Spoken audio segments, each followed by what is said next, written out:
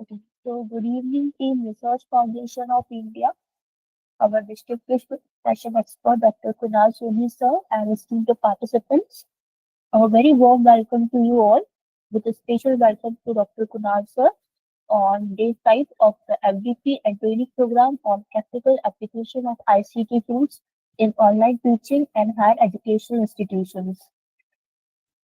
As we are already acquainted with Dr. Kunal, sir, from day 1, when he delivered a session on ICT and effective presentation skills. We are delighted to have him once again with us today. And this time he will be taking a session on outcome based education. So it is truly a privilege to welcome him back for another insightful session. So without any delay, I request sir to kindly begin his presentation. Thank you. Thank you, Anam. Yeah, just confirm the screen sharing.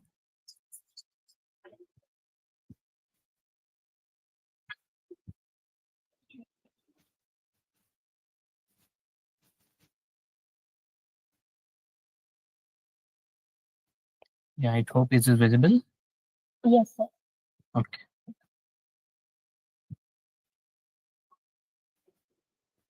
So good evening, all. In my today's session of outcome-based education. So outcome-based education, we are talking in terms of the things which comes into positive manner, the things which have certain output, the things which have something to share in return, and that is how we need to take certain tools, we need to take certain parameters which will provide certain outcomes, which will provide certain results, and that could be beneficial to the society as a whole. So here we are discussing about the 360-degree approach as far as the education portion is concerned. So that is why the topic for today's is outcome-based education is very, very important for all of us. Why we are talking about outcome-based education? Because education is keep changing, the scenario is keep changing, the tools are changing, the way of using the tools are changing, and most importantly, as an educator, we need to adopt such changes, and ultimately we need to provide some outcomes, some results to the society, because we should not refrain to adopt such changes, but rather we have to adopt such changes. Then only the benefits would be given to the society, and society would be beneficial out of this, the entire journey. So that is where outcome based education is very, very important for all of us. So with that note, we will start with the basic introduction part.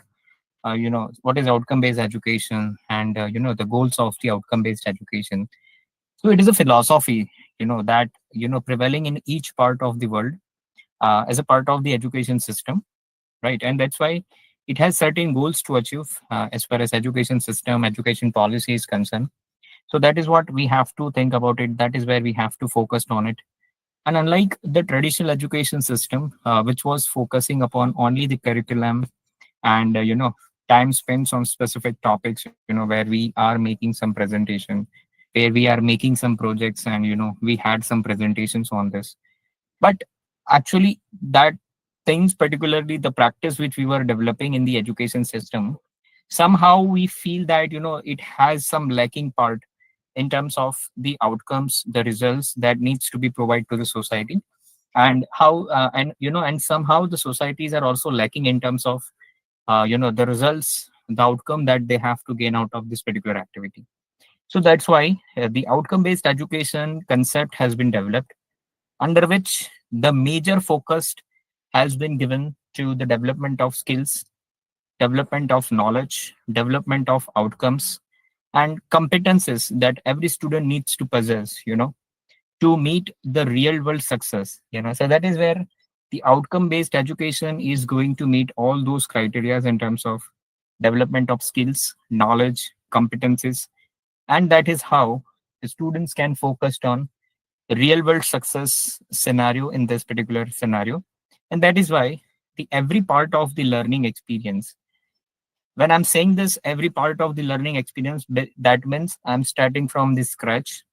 And the starting from the scratch means when we are working as a part of faculty from the point of view of curriculum designing, right, and instructional methods to meet those curriculum designing, and to reach out those curriculum designing to the real world acceptance in terms of the assessment techniques that we need to adopt.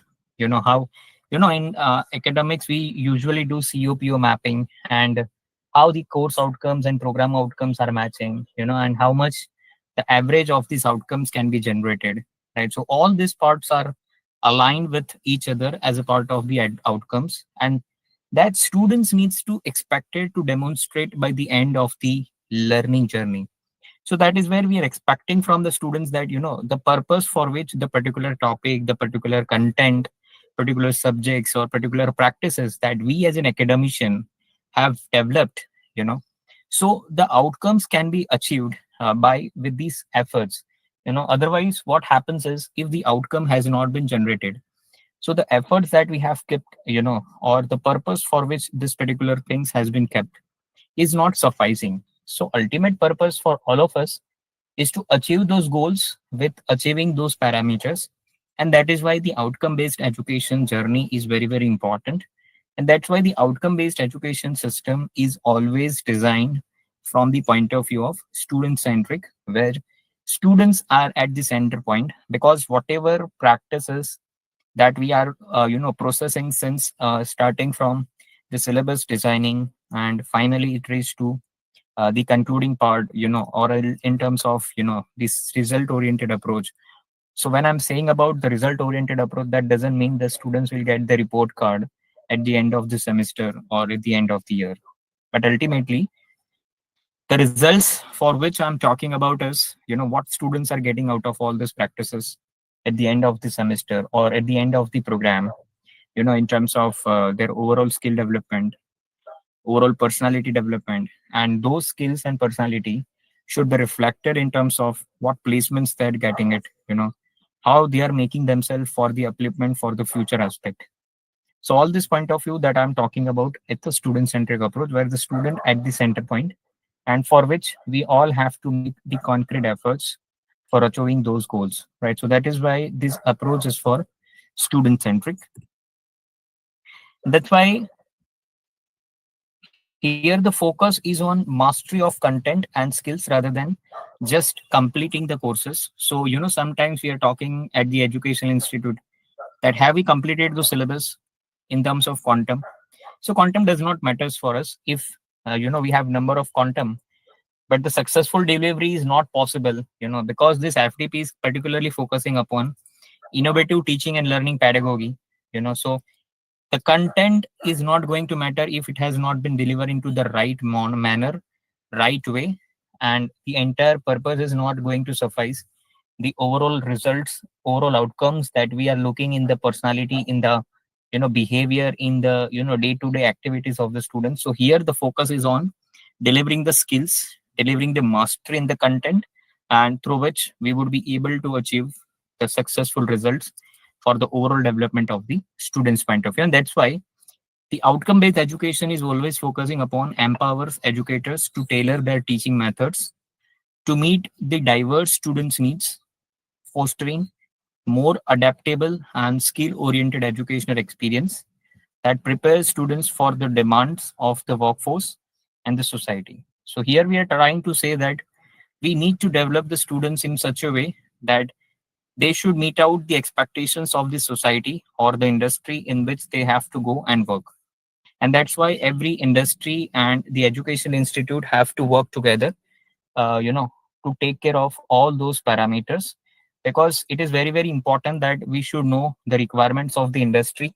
And that's why the industry oriented approach should be adopted in the education system. We always have to guide, we always have to mold the students for every subject, for every parameters and every content in such a way that they should mold according to the current trends, practices, requirements of the industry. So as and when they start joining the industry, they will not find themselves to be the new for this any parameters, but they would be very much comfortable for adopting all such things. And that's why they should be the integral part of the education system, that student should be well versed about all those parameters that they have to focus, that they have to follow today in the education system. So that is where we have to empower them. And that's why The education system, the practices should be tailor made. That means it should not be monotonous. It should not be the way we are focusing, the way we are carrying out since long. But time and time again, gradually, if we feel that the scenario has been changing, the timings are changing. So, according to that, we also have to adopt such changes. And those changes we need to incorporate in our own practices. So, that is where it is outcome based education system. What principle that outcome based education is focusing upon? So, firstly, the clarity of focus. So that means whatever things, concept that we are trying to teach to the students, it should be clear in terms of their definition and the clarity of the concept, skills and competencies that students needs to acquire for every aspect. Because this helps every educators who is teaching them in terms of lesson and assessment, for which they can directly contribute in terms of the outcomes. Because ultimately, whatever efforts that we are putting into the world, it ultimately needs to convert into correct results, correct outcome, correct way of doing the things. And education is one of the pioneer component in the development of the students. So that's why the clarity of focus is should always be there when we are focusing upon the education system, whatsoever parameters, tools, techniques that we are using it, but it should have the clarity of focus. Then designing backwards. So designing backwards means we always needs to go, into the past scenario while designing the outcomes first, and then plan instruction methods and assessment. That means whenever we are teaching to the students, we have some history to remember. We have some past records to recall. Based on those past records and history, we need to learn what went right and what went wrong. And according to this evaluation process, we need to identify certain loopholes, certain gaps, and we should try to, bridge those gaps so that we would be able to reach more and more nearest to the development of the students. And that is where even institute is also associated with the performance of the student. So if we are genuinely looking for the upliftment of the performance of the students, we need to go to the backward and we have to work out on the performance of the students. So that is where we have to see about backward integrations in terms of the education system, in terms of developing the curriculum, so that it will be more favorable in terms of reaching out to the requirements, needs of the students. Then high expectations.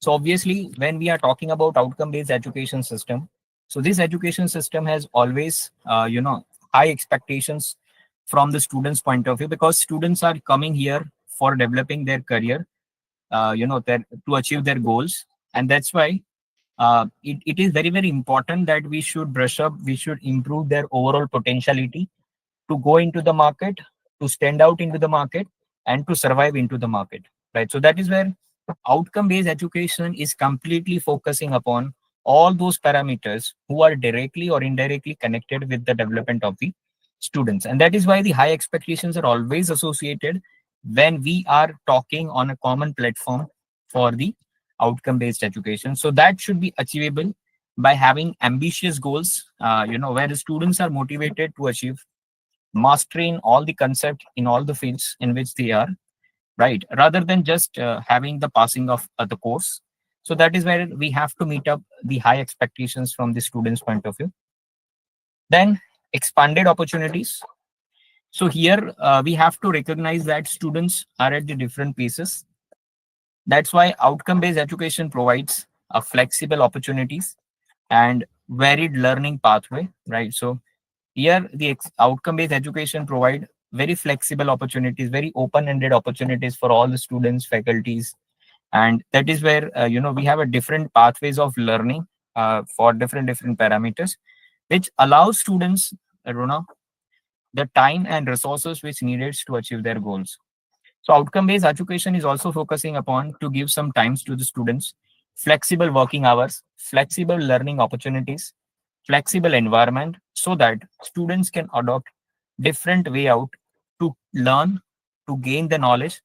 We should not say that we run some universities and every course should have a common rules and regulations, because every course and every program has different genres, So every university and institute have to focus upon the needs and requirements of that particular department and the courses, and according to that, the guidelines needs to be framed, so that the university and institute should reach to the more nearest in terms of standing up to the expectations of the society, not in expectations of the students, not only in terms of the freedom perspective, but at the same time to achieving the competitiveness that they are looking among the students' point of view.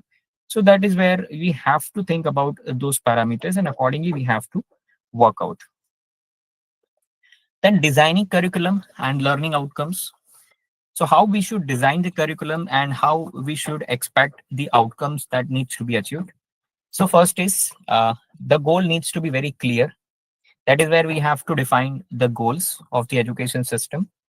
Then secondly is align with the industry and societal needs. So whatever goals that we are trying to achieve in terms of programs or in terms of curriculum, in terms of every aspect, we must have to see the needs and requirements of the industry and society in a very micro level, so that each and every perspectives can be incorporated as far as the education and mode of delivering those particular sessions, or the particular content into the classroom, and as and when it is required, we have to adopt certain practical tools and techniques, so that the real time learning could be possible. And that's why we have to make program core outcomes for every course or syllabus that we are designing, and according to that we have to understand the needs and requirements of the particular system. Set course outcomes that obviously link to the program goals. So course outcomes should always be aligned with the program goals, that you all knowing it as a part of COPO PEO mapping. Plan instructional strategies, very very important as far as outcome based education is concerned. Whenever you are going into the classes to take your session, always see to it that your instructional strategies should be well planned. It should be well designed, so that what happens is you should meet up to the expectations of the society, and at the same time you would be able to deliver your session, the content into the right manner, right? So that is where it is very very important that we should plan our instructional strategies well in advance, because if we are going hypothetically and somehow we are missing out the genres, the needs and requirements of that particular session, so I think we would not be in a position to deliver those concept, the importance of the concept to the students in a manner it has to be. So sometimes we have to leave some impact in the minds of students by delivering the session in a such a way that it creates the impact, and students should have the better adaptability for that particular concept. And if we have to adopt certain things, we need to have the proper planning of instructional strategies, so that students can understand and the same can be incorporated. Then define the cognitive level, right? So cognitive level means critical thinking, difficulty levels, how we should enhance the power and ability of the students in terms of thinking into different parameters, different point of views, right? So that is where we have to define the cognitive levels. That is, we need to define the difficulty level that we are looking among the curriculum and the syllabus programs that we are designing for our courses. So every courses required certain difficulties cognitive level. Just for an example, if you are designing certain curriculum for the same subject in graduation and post graduation, so obviously the difficulty levels, the critical thinking ability that the postgraduate level students is expecting should not be the same for the graduation purpose. So we also need to take care about the the level of graduation students, and accordingly we need to define the different cognitive levels for the different courses for different students at different point of time, right? So that is where we have to define the cognitive levels. Then differentiate between knowledge, skills and competencies. So here we have to have the proper difference between what knowledge is, what skills is, and what competencies is. Right. So very, very important parameters. Am I audible to all of you? Hello. Yes, sir. Right, right. Yes, sir, Thank you you. are audible. Thank you. Thank you. Yes, sir. Yes, Yes, sir. sir. We have to Yes, sir. differentiate between knowledge, skills, and competencies. So what is knowledge? So knowledge means what person is knowing about certain things, that means the definition level, not definition level of understanding is called knowledge. What is skills? So what knowledge that they possess, they practically can demonstrate in front of others, is skills. But what is competences? So when you have a knowledge, that means the definition level and the same practical aspect that you can incorporate.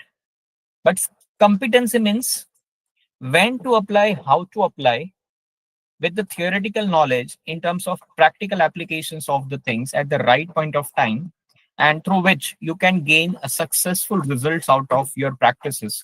So that is called competencies. So real outcome based education says that whatever things that you are trying to incorporate in the syllabus curriculum, or the teaching pedagogy that you have to utilize during the session, we have to have take care about these three concepts very, very minutely in terms of what is knowledge, what is skills, and what is competences. And when we have this kind of clarities, we should have certain assessment tactics. We should have some assessment practices through which we can have the appropriate assessment of the students. Either we can have the teaching, either we can have theoretical based examination, either we should have some practical presentations, we have some vivas, or whatsoever is the needs and requirements of our syllabus that should be there. And due to which, with the entire this particular practices in terms of program outcomes, course outcomes, instructional strategies, cognitive levels, knowledge, skills, and assessment techniques. To map those things, there is one particular concept which is called rubrics. Right. So rubrics defines all, where all the mapping assessment should be there in terms of if you teach this particular subjects or if you teach this particular topic, what students will get out of this particular topic, why you have designed this particular topic, and which through which methods you are going to evaluate each of the particular topics or concept that you have designed. And based on these rubrics, if you take an examination through any of the methods of assessment that you have defined, so if at all students are getting this kind of results into this particular topic or assessment things, then what should be it indicates in terms of the grading perspective.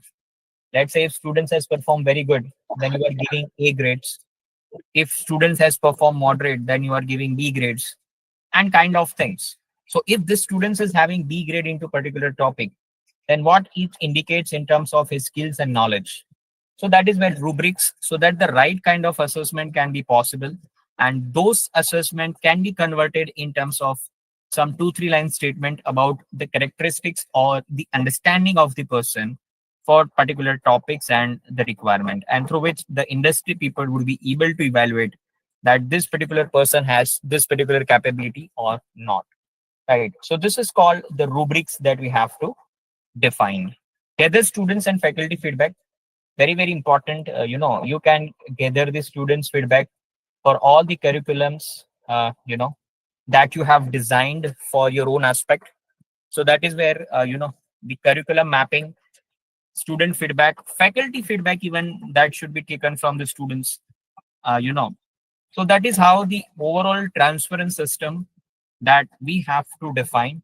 And most importantly, the systems are everywhere, but the application of system is also very, very important, and how rigorously these practices is going to be followed into the market, that is also going to matters for the institute, for students, and for the faculties. So it is very, very important that all those practices should be rigorously followed, right? And it should be followed in a right and positive manners. Then review and update the curriculum. So based on the feedback that you have received from the students, how this particular, usually these feedbacks we are taking from the alumni of our universities and institute, those who have already passed out, and those who are currently working into the market. So we should take the opinion from them, how this curriculum has, utilized, how it has helped to you. Is it relevant to you? Is there any requirement for upgradation? Is there any requirement for certain changes? right? So this is how you have to review and update your curriculums, right? So that is where we have to see to it where is the scope of improvement, and those improvements we need to incorporate in our syllabus point of view. Then integrate soft skills and interdisciplinary learning. So soft skills is very very important from the students perspective, for you know development of their overall personalities, and whatsoever communication that they have to make it into the real time worlds. Yeah, sometimes it happens that we know everything, but if we are not in a position to communicate to others in the right manner, then the purpose is not going to suffice. So it is very very important that we should focus upon the development of soft skills, and at the same time we should also have certain related or certain attached departments, although you are not specialized for this department, but in the department where the student is specialized, but they have to work integrated manner with this others department, and which are the core aspect of their department, or for their particular professional gain or professional development, without which they cannot grow, right? So in this case we have to have the understanding, at least basic understanding about this interdisciplinary department, so that the overall development could be possible, right? So that is where we have to focus upon integrating the soft skills and interdisciplinary learnings, and provides opportunities for practical applications, right? So we always have to provide some opportunities for the students in terms of practical applications. That is where outcome based education system purpose is going to suffice. We always have to provide some real time learnings, real time grounds, where students can apply their knowledge, skills, abilities, and enhance their skills in terms of working into practical way. So that is where outcome based education is focusing. So what assessment strategies that we can adopt as a part of outcome based education strategy? So you can see this Bloom's taxonomy. It always starts from the bottom. So these are the few parameters of Bloom taxonomy. So remember, so that is meant you recall the facts, theories, concepts, right? Even there are certain duplications. You can also remember what you have already gone through in the past. Once you remember this, once you are go through it, and once you are in a touch of something, there would be possibility that you'll have to, you have certain understanding of this particular topics and concept. And if you have the understanding of this particular concept, then only you would be able to explain those ideas or concept in a clear manner. So that is where you have to classify, describe, discuss, and explain, and identify, locate, and recognize those reports, select, and translate. That that is where you have to understand those things, right? So understanding is also one of the important parameters. Once the remember portion is completed, so students needs to create some understanding, and that is why we all are working in terms of designing our curriculums, so that the understanding of the particular concept topic is at the center point.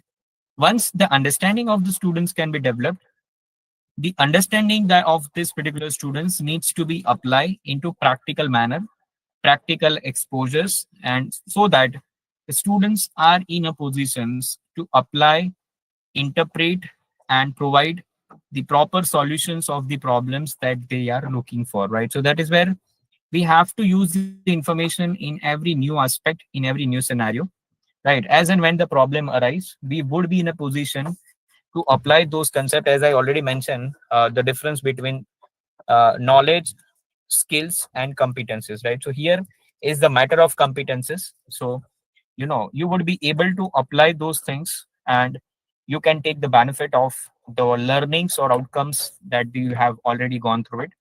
So real time application is very very important, as far as outcome based education is concerned.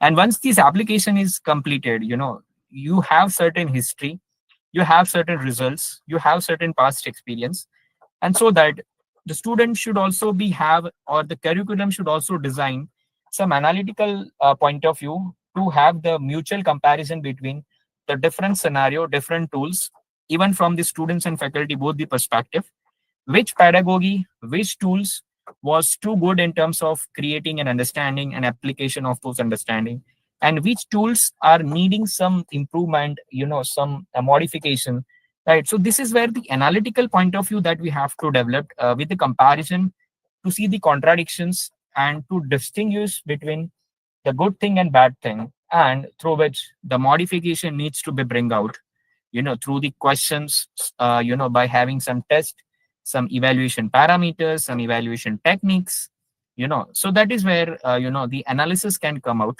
And once you have multiple experience in terms of the applications of the concept, you would be having different comparisons for the different scenarios and the situations, and through which those scenarios you are in a position to evaluate yourself where you are standing. If you are a student, then you can evaluate that, what sort of competences that you have it, how you are utilizing it, and how it is going to be benefited to you. And even from the faculty's point of view, even we have carried multiple sessions on multiple topics, and we also have some passed out batches, and we also have analyzed the results that we have received from different pedagogies, tools and techniques that we have utilized, not even for teaching and classroom perspective, but even for the evaluation perspective also, multiple assessment techniques that we have undergone, so we have some judgment, we have some standpoint through which we can have the evaluation point of view, and through which we can differentiate ourselves that, what went right and what went wrong for us. So that is how the defines the judging techniques can be helping out as a part of the evaluation. And once we are passing out with all those parameters of the pyramids, so we would be able to create something new out of all the practices in terms of remember, understanding, apply, analyze, and evaluate. Then we would be in a position somehow at later stage of our practices, as a part of outcome based education, that we would be able to create some things new. Just like we in academic, we are talking about some research papers or some real time practices, case studies. So all those products we would be able to design, and that should be shared with the students as a part of real time learnings. And we would be acting as an authors, we are acting as an investigators, we are acting as a developers of those particular case or manuscript, and that should be shared with the students with immense and flow of knowledge, so that would be able to help them you know to reach out to their goal into more nearest sense or more nearest situations, because we have already worked out on so many parameters and we have provided the final outcomes to the students that they can refer for their future aspect, and that could be beneficial to them as and when they are going to pass out and they have to face the real time corporate market. So that is how it is going to be beneficial to them. So this is Bloom's taxonomy. So there are two types of basic learnings as a part of outcome-based education that we are talking about. One is formative and another one is summative learning. So what is formative and what is summative, that we have to understand first. So formative learning, it helps students to learn and practice. So when we are adopting such kind of tools where students are forced to learn and practice after learning, so this kind of learnings are usually called as formative learnings. So we need to understand the certain parameters of the formative learnings. So formative learnings is throughout the course it is possible, as and when the previous classroom teaching learning or traditional way of teaching learning in terms of classroom teaching learning. So it is usually happens in a formative learning. So formative learning is identifies the gaps and improves the learning, because throughout the journey you have gone through multiple content, multiple parameters. So we are in a position to identify the gap and where is this gap lies in, and wherever we feel that there is a gap, we will try to improve upon. So that is where we are always trying to have the improvements in the learning process. So that is where it identifies the gap, and ultimately we are trying to improve it in a much better way. And formative learning is completely focusing upon the process, where process always does matters for us. So this is where it is comes to formative learning, right? So where we are complete focus on process, not the results, right? So this is what the formative learning. But in a contradiction to formative learning, what is summative learning? So formative learning is focusing upon learn and practice, where summative learning is not focusing upon learn and practice, but it focus upon performance of the students, where real-time applications of the knowledge, concept, tools that students have learned into the classroom, then after the classroom teaching, they should be able to incorporate those parameters into real-time applications and learning, right? So that is where it is called summative learning. So that is where it helps to assessment of the performance of the students, and that's why it is end of an instructional period. So here the learning is not happening on the instructional basis, you know. So here is this practical exposures, practical learning, having internship, having some practical projects kind of thing. So that is where it is instructional period. Then it collects evidence of students' knowledge and skills. So summative learnings always creates evidence from the students' knowledge and skills, whether they are completely confident about their particular concept or not. And more importantly, the summative learning is focusing upon the end results. What is the end results that we have it? Whether the results is appropriate, satisfactory or not, and if at all is any need changes, or uh, anything that we have to go for it, so that we need to apply for it, right? So this is where the summative learnings comes into picture. Sorry. Okay. So this is a con of learning when we are talking about outcome based education. This is a psychological based, and there was one Chinese proverb, who said that one particular line, which is very interesting. So he said that when I see the things, I may forget, because when I'm looking the picture, you know, it does not communicate anything to me. I'm just seeing the picture. As a part of teaching into the classroom, if you're only showing the image to the students, it's just an image. It is not communicating something. I'm not saying anything. Every image should communicate something, but it should not be sharing everything, right? So when I see the things, I might forget certain, or might be certain things I have not pursued as a part of the output that I have to gain it.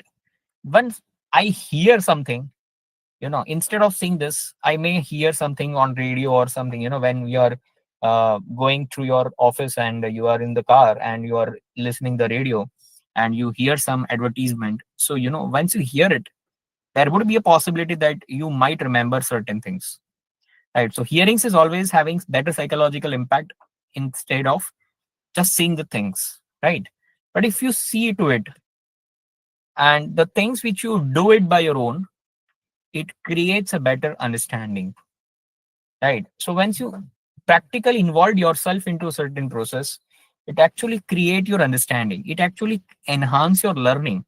And this is why it is very very important that we should force our students to do certain practical things for the concept or topic that we are teaching them, so that the understanding level would be more, right? So that is why the cone of learning says that when students are reading something, that means they are seeing something, but they are not gaining out of it, they are not getting much messages from this, so they are just reading it. So there would be a chances that 10% of the understanding could be possible. But instead of reading, when they are hearing that same concept, the understanding would be more than reading, so that is 20%. When students are seeing those things, instead of reading and hearing, when they are seeing the things practically, it create more understanding than reading and hearing, that is 30%. But if they are doing the same two process together, that means they are hearing and seeing the things, it almost having half of the understanding of the overall concept that they have to adopt it. So almost 50% understandings can be possible with the process of hearing and seeing the things. 70% of what we say, right? So instead of having listening and seeing from the others, let's involve ourselves and let's have the open discussion in terms of like, you know, uh, round the table discussion or the debate kind of things, so where we are participating in those things. So some things we know it, we speak out, and some things what we are not knowing it, that we can listen from the others. So that is where 70% understandings can be developed. But 90% understandings can be developed by what we say. And the same thing, what we are saying right now, will actually be putting into the practices. That means that is in the application of doing the things. So that creates more and more understanding, right? So, and all those parameters which I'm talking as a part of con of learning, the results could not be generated over a night, but it could be measurable, uh, you know, within the half of the month, that is after 2 weeks, so that way we would be able to see the difference between all those parameters that we have talked about one by one simultaneously. But yes, actually this is a proven psychological things, that whenever classroom teaching learning practices is going on, and when we are talking about the outcome based education system, and where we are actually focusing upon getting the outcomes from the efforts, so definitely we have to talk about those parameters in a very concrete level. So that is where outcome based education con of learning is has been developed here. So this is a rubrics for the assessment that we have to develop. So this is just one demonstration, that I'm not saying that the rubrics are always on this format, but this is one of the rubrics that we have to see that, so we have to measure the criteria of the students as a part of their evaluation patterns in terms of different criteria that we have developed. So based on the different criteria that we have developed, how students are performing and in which categories of the performance that they are falling into for each of the category, and if at all they are falling into any of the categories of the evaluation, what message has been communicating those evaluation. So this is called rubrics based evaluation, right? So let's say if we are saying that, if any particular topic that we are teaching to our students, so in terms of knowledge of subject matters, so knowledge of subject matters, if students are falling, let's say, into 90 to 100% marks, that could be evaluated as an excellent category. So if any person is achieving those 90 to 100 marks, and as a part of that, they are falling into excellent categories, and if I need to evaluate that particular student skills and ability, so this rubrics is communicating me that it shows proficient and understanding of the subject matters. So subject matters understanding for those particular students is very proficient. Right. For critical thinking, the same student is there, but he is falling into very good category, that is from 81 to 90 marks. So this communicating me that it falls into identified various scenarios and applied critical thinkings to provide feedbacks.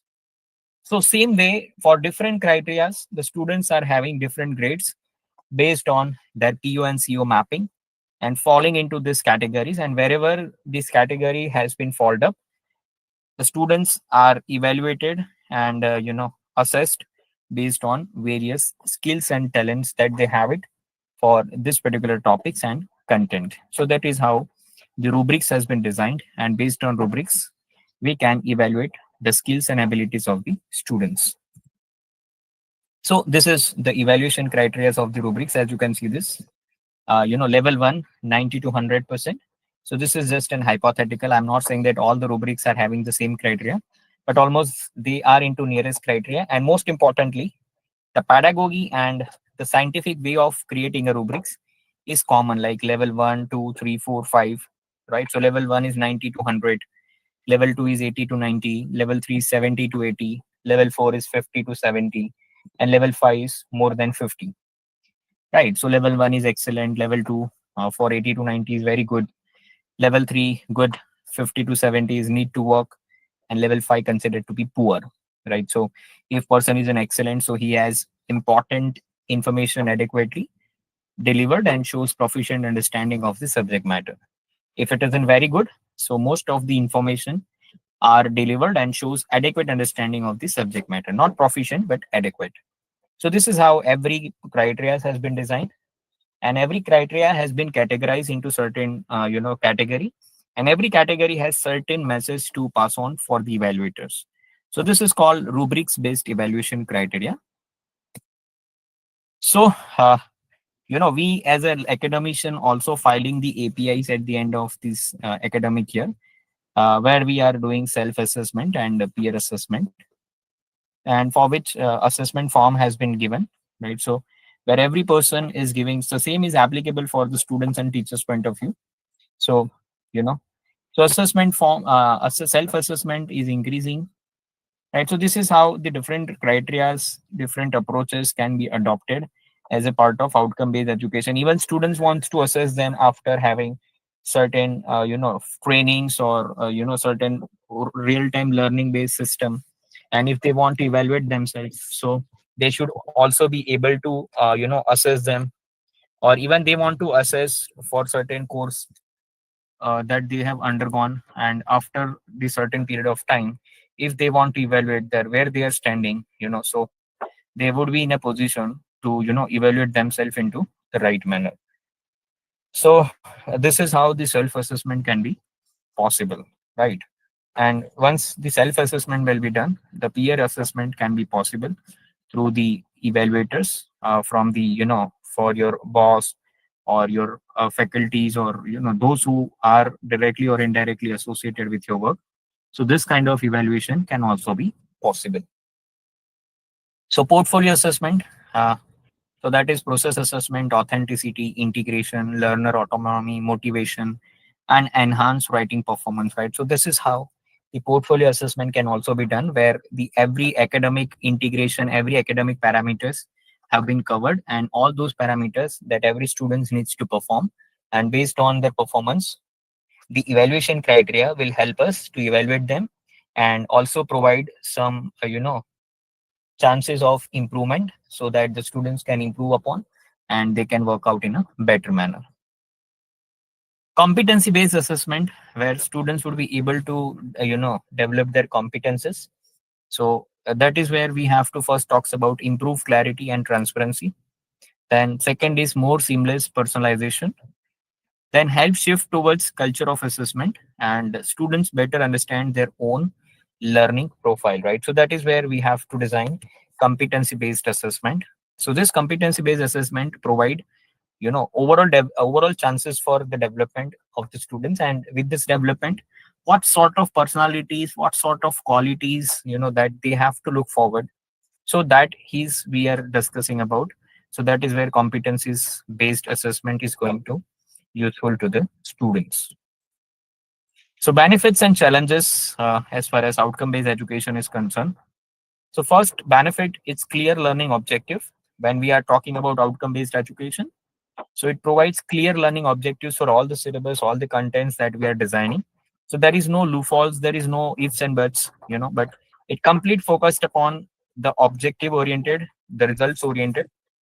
Then this outcome based education is completely aligned with the industry needs and requirements, because ultimately whenever we are teaching to the students, we are training to the students, we are giving some knowledge to the students. So the real time purpose for every academicians and every learning purpose is to align and meet the requirements of the industry, so that because we are always concerned about the placement ratios that is happening in our universities and colleges, and that could be possible only when our students are possessing some skills and quality. If they don't have it, it is very difficult to achieve those things. So that is where it is aligned with the industry needs and requirements.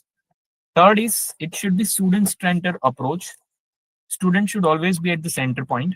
We have to see this: what is their requirement, what is their expectations, what is their challenges, and according to that, we need to design and plan our way of teaching, way of delivery, and the same need to deliver. And we have to give the utmost satisfaction in terms of all the deliveries, mode of deliveries, that we are trying to use for the students. And then we have to focus upon continuous improvement. We should not say that today what is correct for us would be the correct after 2 years of down the line, but there would be some changes, there would be some transformations, there would be some technological upliftment, there would be some pedagogical changes. So life is ongoing. As a faculty, we also be ready for adopting such changes, and if we are ready to adopt those changes, we can bring out some improvement in our learning. And that is where we would be able to align the needs and requirement of the students with the industry. So it is the first requirement of the faculties that we should always be ready to adopt the changes, and we should never hesitate for this. So that is where continuous improvement in terms of continuous learning adoption needs to be designed, so that the outcomes in terms of education could be achieved. And finally, we have to design assessment and evaluation. So assessment needs to be done and evaluation should be done in a proper manner. So the guideline should be clear, the parameters should be clear, and the same things we need to evaluate, and same thing we need to download for the students' evaluation perspective. And once the evaluation can be done, the right message should also be passed on to the students, so that even they are looking for their own upliftment and improvement, so they would be able to judge their own self, and according to that, they could be able to manage the changes that they need to look forward. Challenges, so learner related. So if the learner are not ready to adopt such changes, or the intention of learners are not clear or visionary, then the entire discussion that we have done today is not possible. Institutional related, if institution is not ready to change the things, they are not having some research oriented approach, some student centric approach, having some new skills, having some new instruments to be developed, labs needs to be developed. So then also outcome based education is very difficult to incorporate at education institute and universities. Teacher related things, so if the teachers, again as I told, that if we are hesitating to adopt such changes, then also the entire discussion is going to be useless, and it is very difficult to achieve those objectives that we are looking for. So that is where these are the various challenges that, as a part of outcome based education, if those things are not there, it is very difficult to adopt things. So AI tools for teachings. So there are various AI tools that we need to adopt. uh, so that's it from my side as a part of outcome based education, but I wanted to show certain AI tools for teaching. Let's say if you are looking for some research oriented perspective, if we are having a growth minded things, so what we have to do is, there are various AI tools that we have to see to it, just like in PPT we have mentioned. So this is what I can see. Like so this is Max AI tool. So this is Google Chrome extension that we always have to have in our laptop or PCs. So what is Max AI tool is? So Max AI Google extension.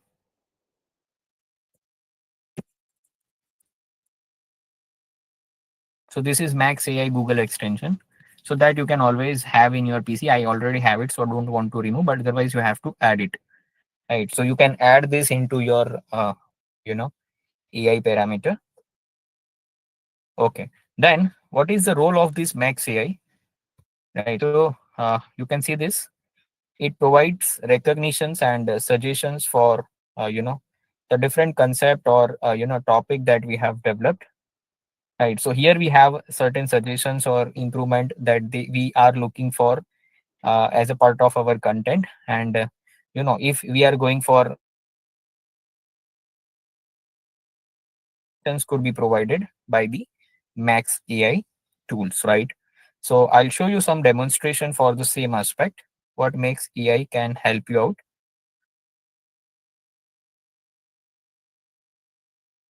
Okay.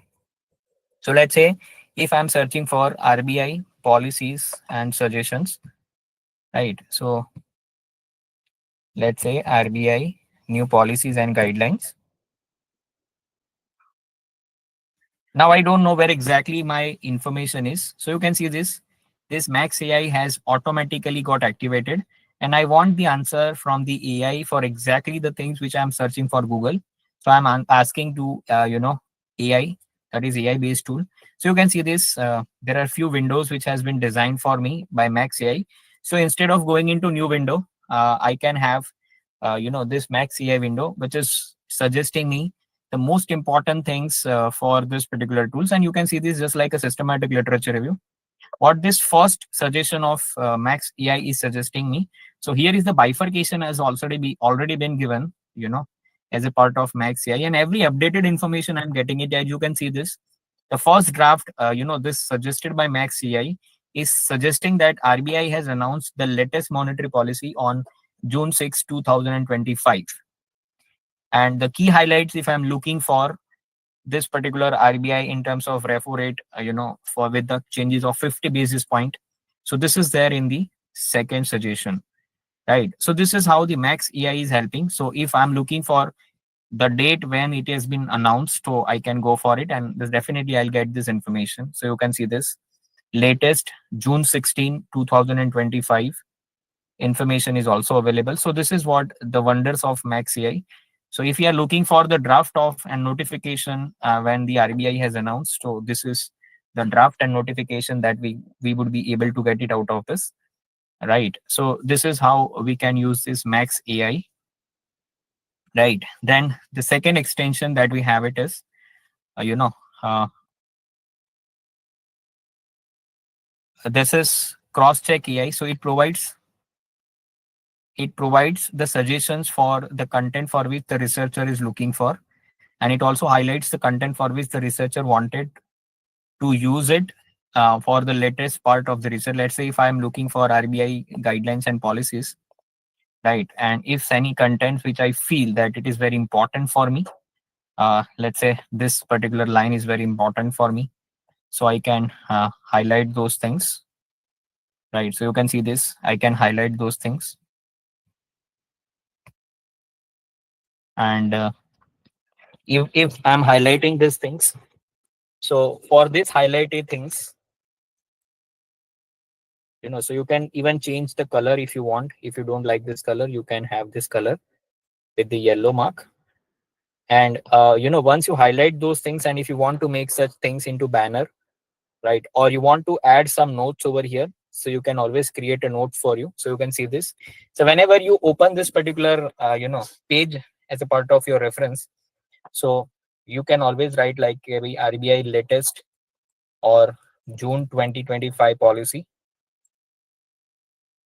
and you can save this notes forever, and you can put the enter, right? So these notes can be saved forever.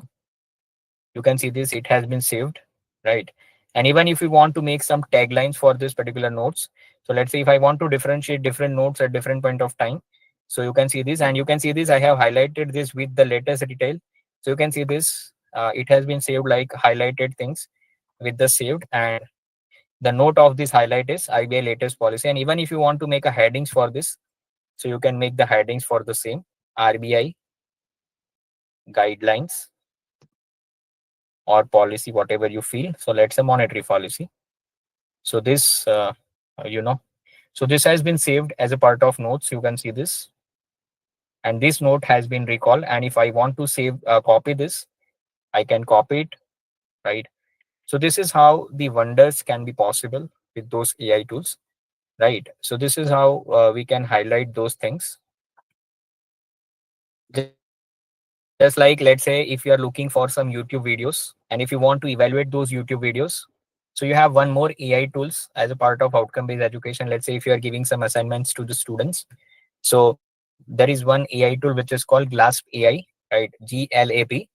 So if you go to YouTube video, and if you open any of the video, so this GLASP AI will immediately provide what I can say.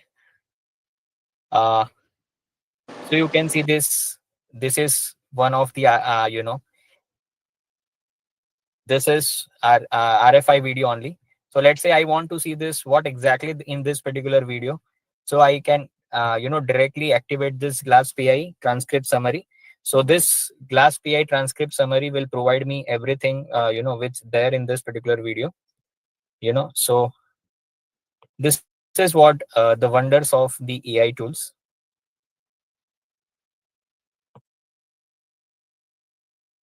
Uh, just a minute.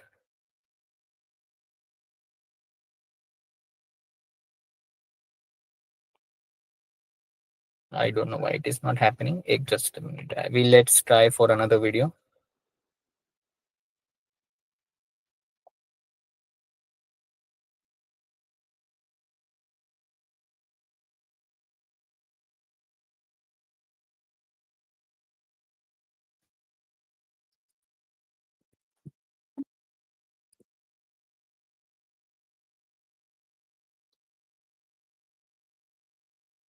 Let's say this is a video.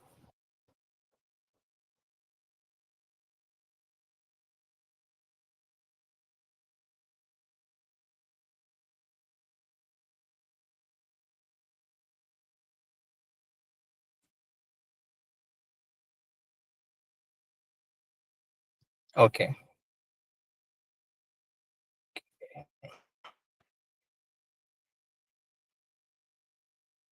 Just a minute. Okay, so this is one video, and let's see this transcript and summary. So you can see this. This summary has been provided. let's what is there in this particular video from 0 seconds to 32 seconds. So this is what it has been covered from 33 seconds to 53 seconds. So they are talking about AI tools that you can use for your business today. So be sure to stick around till the end because there are some serious awares, awesome ones that you don't want to miss. All right. Right. So this is what the video bifurcation. So even if we are giving some assignments to the students, or students are receiving some assignment from us, so this is how this kind of tools will help them to understand and evaluate this particular video. So this is how we can save the times, efforts, and most importantly we can able to make our projects into more fruitful manner. So this is where the real time learning outcome based educations could be possible if we adopt such innovations, and most importantly we should put those things into practices. So that's it from my side. I'm making these sessions open for question answer. So if any questions are there, I'm ready to answer.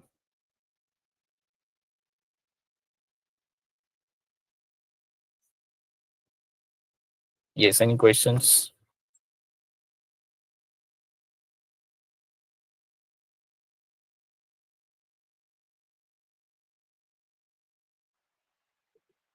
Hello, sir. Yes, sir. Huh. Yeah, I just use this one, the AI tool, Hmm. which you mentioned, no? So the Max AI. Right, right. Yeah, in this, what happened? I put a question and I got the answer also. But Hmm. it's given in the something in the 1G, 2G, 3G. What does it mean, sir? When in the end of the sentence, there are 1G, 2G, 3G like this. They are giving some kind of the link. Uh, Maybe that that depends one. upon the content. See, it is depend upon the system to system. Every system it may be changed, but Okay. ultimately, what is the use of this Max AI is, it provides the related content suggestions that we are looking for, right? So Okay, most okay. Where importantly, the it can informations are bifurcate. missing in the website. Right. So it can bifurcate the content in a sequence wide, as a AI is, feeling that it is going to be important for you. Okay, okay. Right. The second one you mentioned, sir, actually, I couldn't, sorry, for because of network issue, I couldn't able to hear properly. The Which second one? AI tool you mentioned that, um, Glass PI. yes, yes, sir. So The second Glass one, PI, uh, see Glass last PI, name, Glass PI, if second you one, have sir. second one, I don't remember the sequence, but let me see. Yeah, first one is Max AI. Second one, I think in your PPT you have mentioned it. And that moment I got disconnected. That's Cross why. check AI tools. Yeah, cross check, cross check. Right. So Cross check cross AI. check So AI what is the tool purpose is of this, sir? Only to highlight the content? right. So whenever let's say you are working on some projects, so sometimes what Okay. happened, the content which is there in our system as a part of PC. Uh, So we might remember that this was the part, and we may highlight those things if it is in the Word, PPT, or something. But what about the content, that we are looking at the website, or some online content? So even if we want uh, to reach out to this particular website again and again for our work to be completed, and if okay. we have continue with one project and we want to highlight those things, still we have not incorporated in our Word file or something, but still we want to save it for our future reference that this was the content and this content is suggesting this particular aspect. So we can also create a Okay. notes, just like we are creating into Word files, so the What? important Okay, topics okay. which we fill it and we are making notes. So same thing which is possible on the website content also. Okay, okay. We don't need to save anywhere. No, Automatically, that, that's whenever again open the content, we can able yes. to see the Whenever you highlighted open the content. content in the future, it will reflected Uh-huh. with the current highlighted colors that you have it. And even you Okay, can okay. make some sign language for highlighted contents. Let's say if you are Oh, highlighting the content with the red one, so it is highly important. Green one, so it is okay, less okay. important. So Nice. kind of things you can make it as per your Yeah, requirement. same like what we use in our textbooks in olden days. Exactly, exactly. Uh, Okay, okay. yes. Nice, Thank nice, nice. Very nice topic, sir. Thank you so much. you, thank you. Good evening, sir. I have one question. Maybe this is not related. I mean, something if I want to repeat the session, we can do that. Suppose in future. Yeah, yeah, anytime, anytime. Okay, links has been given in the mail, so we can use those links to repeat, right? Suppose Right, to right, for our right. reference in future. Okay, Yes. sir. Thank you. That's my question. Thank you, sir. So any more questions?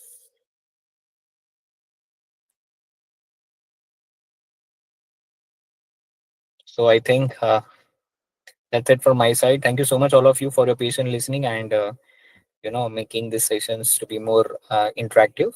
So thank you so much for your patient listening. Thank you so much, RFI team, for inviting. Thank you, Neha madam, for coordinating. Ajay sir, Saurabh sir, Yograj sir.